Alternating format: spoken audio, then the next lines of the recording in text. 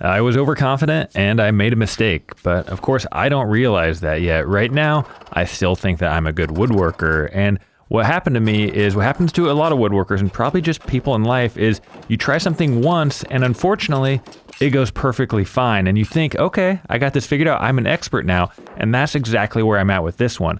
I had this little bit of live edge that I didn't want in there, the client didn't want in there, and I told him, hey, we can fix this, and I showed him a video of where I fixed this in the past, and the problem was I didn't realize that I probably got a little bit lucky on that first fix. That was an old table I did, and the fix was almost seamless. And right now I was thinking, all right, I'll just find a decent piece of wood, I'll glue it on there, and just like last time, cut it off, it'll be good as new. Unfortunately, it's not that easy every time.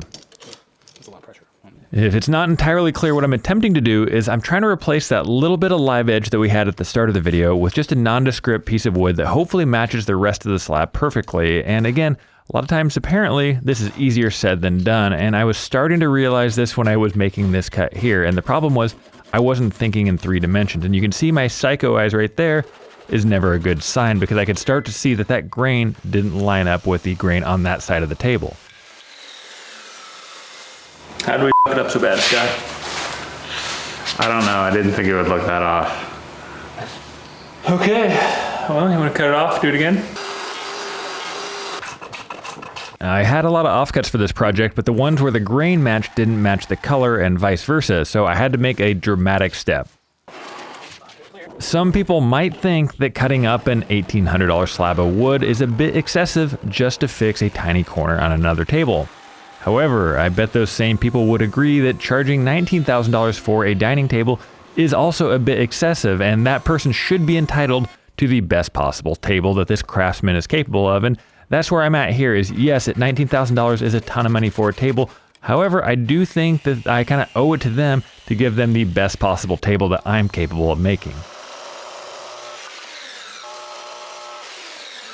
Unlike the first time I attempted to fix this corner, this time the grain direction looked great. However, I didn't love the color, and it became really obvious when I gave it a quick water pop here. You can see just how sharp those lines are. So I had an idea for the fix. I've never tried this before, but I met a hardwood floor guy once that was showing me these methods for matching kind of mismatched planks on wood flooring. So this UV finish was nice because I could just touch it up, sand it off, try it again until I like the way it looked. And here is the finished result. I would love to know what you think. It's not perfect, but it's probably about as good as I am capable of making it.